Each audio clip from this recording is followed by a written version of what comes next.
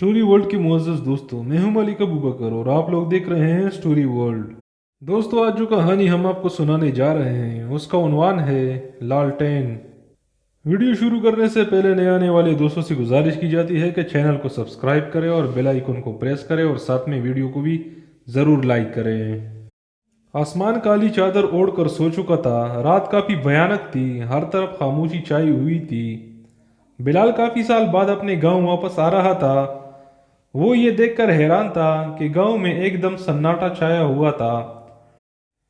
कहीं कहीं लोग दिख जाते थे। ऐसे गांव के लोग जल्द ही नींद के आगोश में सो जाते हैं, जबकि शहर के लोग रात भर जाग कर रहने की आदी होते हैं। वो गांव के कच्चे रास्तों पर चलते जा रहा था। रात होने की वजह से इसे कुछ भी ठीक से दिखाई नहीं दे रहा था। इसे खुद पर गुस्सा आने लगा, क्योंकि रास्ते में इसने कहीं टार्च गुम कर दी थी। इसने सोचा इसकी माँ ठीक कहती है, वो एकदम लापरवाह है। इसे रास्ते चलने में दुश्वारी पेश आ रही थी। पथरीला रास्ता था और कई बार वो गिरते गिरते बचा। अचानक इसे दूर से कोई आता हुआ देखा। ऊपर से इसके हाथ में लालटेन भी था। जैसे जैसे साया नज़दीक होता गया, वो समझ गया आने वाली कोई लड़की है, क्योंकि पायल की आवाज़ साफ सुनाई दे रही थी और अब वो लालटेन की रोशनी में इसे अच्छी तरह देख सकता था। लाल रंग का लहंगा और कुर्ता और ऊपर से लंबा सा दुपट्टा, सर में डाले, हाथों में रंग बिरंगी चूड़ियां पहने वो बेहद हसीन लग रही थी। लालटेन की धुंधलाती रोशनी में वो कोई हूर लग रही थी। बिलाल खामोशी से इसे तके जा रहा था। इस लड़की ने खामोशी तोड़ते हुए कहा, साहिब, इतनी गहरी रात गांव में घूमना खतरे से खाली नहीं है। लगता है आप इस गांव में नए आए हैं, इसलिए इतना बेखौफ होकर घूम रहे हैं। हाँ जी, आपने सही पहचाना, मैं इस गांव में नया हूँ। वो मैं घूम नहीं रहा हूँ, अपने घर जा रहा हूँ। शायद रास्ता भटक गया हूँ। दरअसल मेरा ताज भी रास्ते में कहीं गुम हो गया है, बिलाल ने संजीदगी से कहा। तब मेरे साथ आइए, बताइए आपको कहाँ जाना है। मेरी लालटेन की रोशनी में आप आराम से चल सकते हैं, लड़की ने कुछ सोचकर कहा। मुझे रशीद अजहर के पास जाना है, क्या आप मेरी रहनुमाई पर वहां तक कर सकती हैं? बिलाल ने मिल्तजाई लहजे में कहा। हाँ, शायद आप गांव के मास्टर साहब की बात कर रहे हैं। इनका घर यहीं से ज्यादा दूर नहीं, मेरे साथ चलिए, मैं आपको ले चलती हूँ। इस लड़की ने आगे बढ़ते हुए कहा। हाँ, मेरे अब्बा गांव के मास्टर है, मुझे इन्होंने शहर भेजा था आला तालीम के लिए। अब तालीम मुकम्मल हो गई है तो मैं घर वापस आ गया हूँ, बिलाल ने इसे समझाते हुए कहा।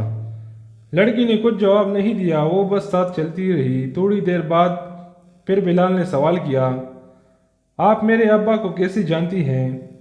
और आप इतनी रात को इतना श्रृंगार और सज धज कर कहाँ जा रही हैं? आपको डर नहीं लगता? आपके अब्बा को मैं क्या पूरा गांव जानता है, क्योंकि मैंने भी इनसे ही तालीम हासिल की है। और रही बात मेरी, तो मैं किसी को ढूंढने निकली थी रात में, वो तो मिला नहीं, लेकिन आप मिल गए। मुझे लगा आपको मेरी मदद की ज़रूरत है, इसलिए आपके साथ चलती आई। और रही बात डरने की, तो डरते इंसान है, इस लड़की ने पुरस्कार लहजे में कहा। बिलाल जोर से हंस दिया और बोला, ओ अच्छा, तो आप इंसान नहीं है क्या? आप मुझे डरा नहीं सकती। ये सब बातें कहकर और वो लड़की सिर्फ हल्का सा मुस्कुरा मुस्कुरा दी। कुछ दूर चलने के बाद वो लड़की एक महल्ले के पास जाकर रुक गई। आप इस महल्ले में जाइए और पहला घर ही आपके अब्बा का घर होगा। मैं इससे आगे नहीं जा सकती, सूरज निकलने वाला है और मुझे अब जाना होगा, इस लड़की ने आहिस्ता से कहा। जी, आपका बहुत शुक्रिया, आपने मेरी यहाँ तक रहनुमाई की। और आपने अपना नाम तो बताया ही नहीं, बिलाल ने तशक्कुर आमेज लहजे में कहा। मेरे बारे आपको जानने की कोई ज़रूरत नहीं, कुछ बातें राज ही रहें तो अच्छा है। रही मेरी बात, तो मेरा नाम लाइबा है और मैं यहाँ पास वाले घर में रहती हूँ। और ये लालटेन आप ही रख लें, इस लड़की ने बेहद पुरस्कार लहजे में कहा। और बिलाल ने हाथ में लालटेन ले लिया और वो देखते ही देखते अचानक गायब हो गई। वो सीधा अपने घर गया और जाते ही बिस्तर पर सो गया। जब सुबह आंख खुली तो नहा धोकर अपने कमरे से निकला, अपने माँ बाप से मिला और खूब बातें की।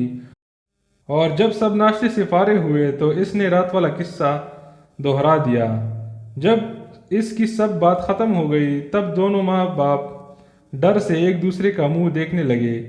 تھوڑی دیر بعد اس کے باپ نے کہا، لائبہ میرے پاس ہی پڑھنے آتی تھی، وہ ایک اچھی لڑکی تھی اور ساتھ ہی ہونہار طالبہ بھی تھی، لیکن جب وہ جوانی میں پہنچی تب تک وہ کسی کے عشق میں گرفتار ہو چکی تھی۔ پاس والے گاؤں میں ایک لڑکا رہتا تھا جس کا نام عارف تھا۔ لائبہ اور عارف دونوں ایک دوسرے کو بے حد چاہتے تھے، لیکن جب لائبہ کے گھر والوں کو پتہ چلا تو انہوں نے صاف انکار کر دیا اور لائبہ کو بھی سمجھایا کہ وہ عارف کو بھول جائیں۔ تب جا کر لائبہ اور عارف نے فیصلہ کیا کہ وہ لوگ بھاگ کر شادی کریں گے۔ لائبہ رات کو سج دج کر دلہن کے کپڑوں میں نکلی اور عارف بھی اپنے گھر سے نکلا، اور دونوں ابھی گاؤں سے زیادہ دور بھی نہیں گئے تھے کہ نہ جانے کس طرح لائبہ کے گھر والوں کو ان دونوں کے بھاگنے کی خبر ملی۔ اس وقت لائبہ کے گھر والے وہاں پہنچ گئے اور لائبہ کے بھائیوں نے عارف کو جان سے مار دیا اور لائبہ کو گھسیٹ کر واپس گھر لے گئے۔ لیکن لائبہ کو عارف کی موت کا صدمہ کچھ اس طرح لگا کہ روز رات کو سج دج کے دلہن کے کپڑوں میں نکلتی اور اپنے عارف کو ڈھونڈتی۔ اچانک ایک دن لائبہ بھی پوری طرح طریقے سے گھر سے غائب ہو گئی۔ سچ کا تو پتہ نہیں، لیکن سب گاؤں والے یہی کہتے ہیں کہ وہ رات کو ہاتھوں میں لالٹین لیے عارف کو ڈھونڈتی ہے، اور تمہارے منہ سے یہ بات سن کر مجھے یقین ہو گیا کہ لائبہ کی روح ابھی تک اپنے عارف کو ڈھونڈتی ہے۔ اس کی روح کو سکون ابھی تک نہیں ملا، وہ آج بھی عارف کا انتظار کر رہی ہے۔ یہ سب سن کر بلال بت بن گیا، اس کے جسم میں خوف کی لہر دوڑ گئی اور وہ سامنے رکھے لالٹین کو دیکھنے لگا، اور اس کو لائبہ کی کہے گئے الفاظ یاد آ گئے، اور رہی بات ڈر کی تو ڈرتے انسان ہے۔ ویڈیو پسند آنے کی صورت میں اسے دوستوں کے ساتھ ضرور شیئر کیجیے گا۔ والسلام۔